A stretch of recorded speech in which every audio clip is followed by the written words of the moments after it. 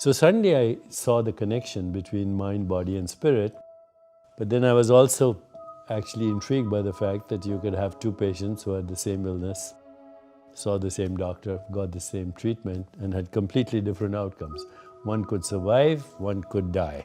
And in between, there was a wide range of outcomes. And it did give me the insight that our normal everyday experience of what we call reality is the hypnosis of social conditioning, that actually reality shifts as your consciousness shifts.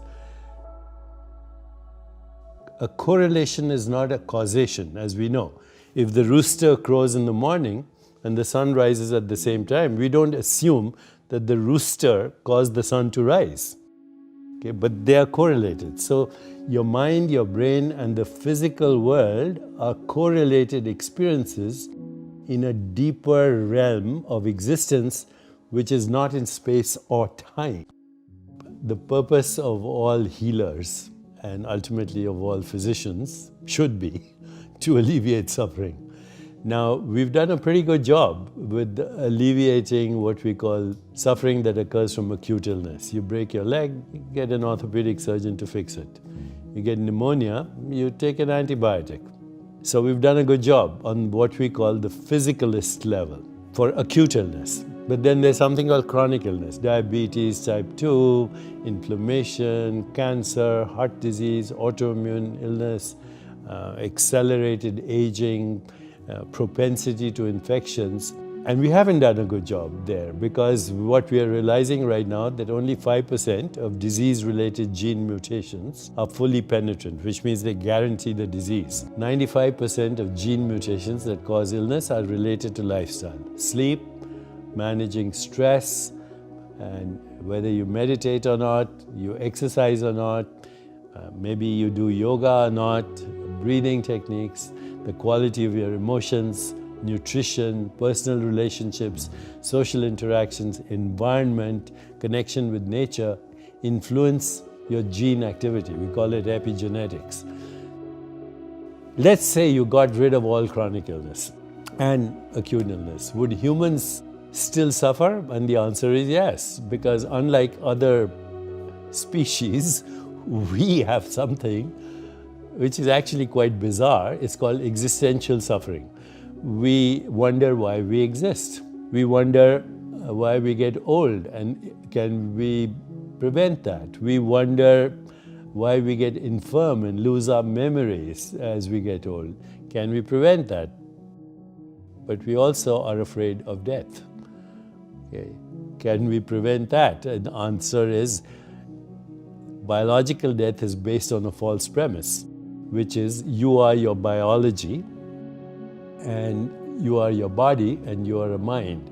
You're not your body, you're not your mind, you're not the experience of the world, you're the consciousness in which all this experience occurs. To observe a thought is to know that you're not a thought. To observe an emotion is to know that you're not the emotion. To observe the body is to know that you're not this bundle of sensations and perceptions. So who are you? What is it that knows a thought? What is it that knows a perception, the color red? Is there a color red anywhere in the physical universe, or is it just an experience? I guarantee you, no scientist can tell you that the color red exists as a physical entity in the universe. It's an experience. In human consciousness, not in the consciousness of a bat who doesn't see colors but experiences the echo of ultrasound. So what is the color red to a bat? When you realize that everything you thought was real is not real, when you also realize that who you think you are is not real, but when you realize that all your name, your form, and everything you see is provisional, two things happen. To some people, they have immediate, what we could only metaphorically call the dark night of the soul. They go into a deep depression because everything they thought was real is no longer real, including their own name, form, body, and mind. Some people cross that threshold and discover nirvana, or enlightenment.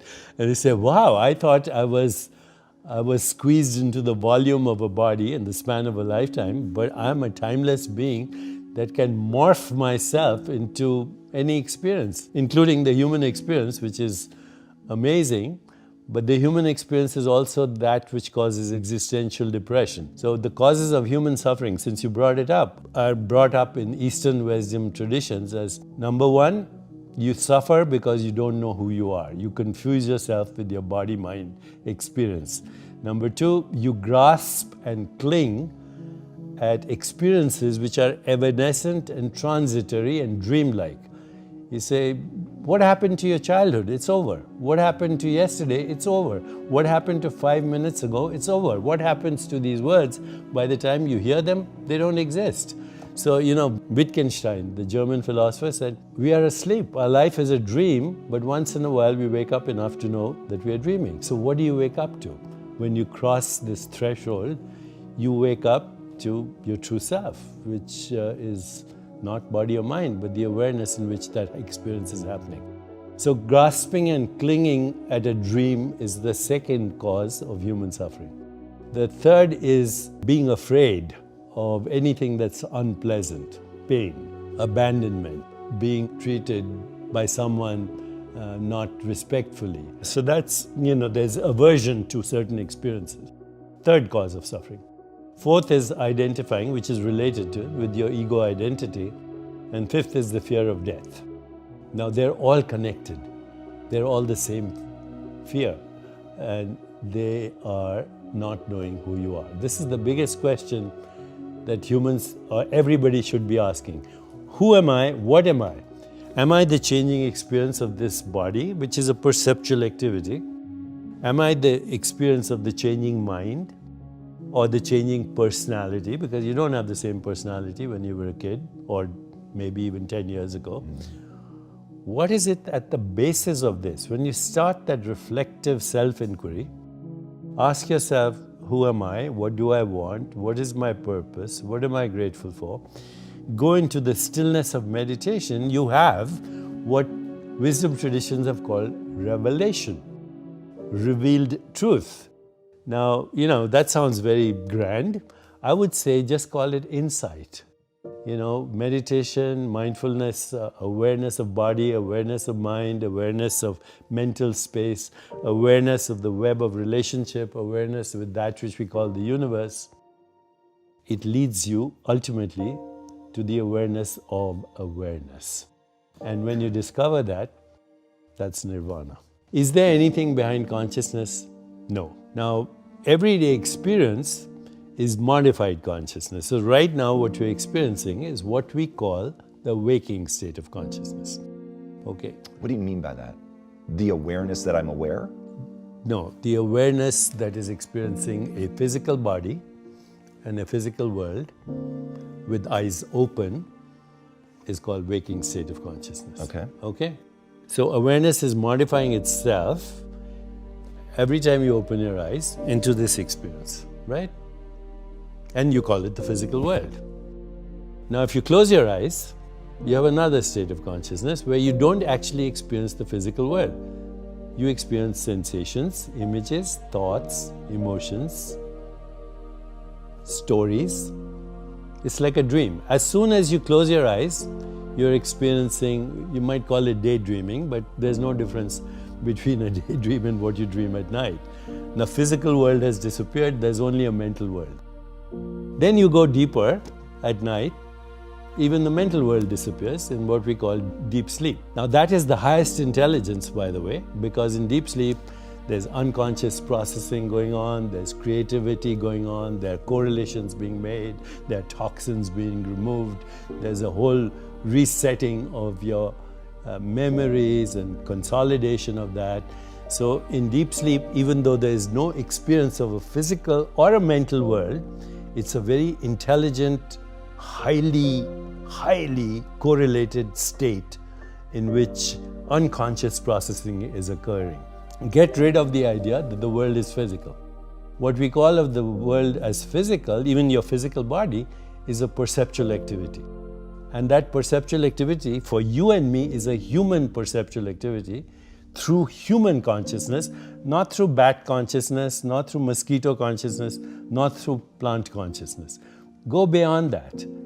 There is only one consciousness that is differentiating, undifferentiated consciousness, differentiating into these different species of consciousness that form a matrix of conscious beings that are collectively projecting this universe. If I asked you, what is this? You'd say it's a cup, right? Well, if you were a baby, you wouldn't know this is a cup. This is a shape, this is a color, this is a form, this is a sensation, this is a taste, and it's noise. The rest is a story. It's a human story we created, just like we created money or Wall Street or nation states or colonial empires, and we take that for reality. So when you have time to be still, question your habitual certainties, you'll realize that actually we know nothing. Nothing.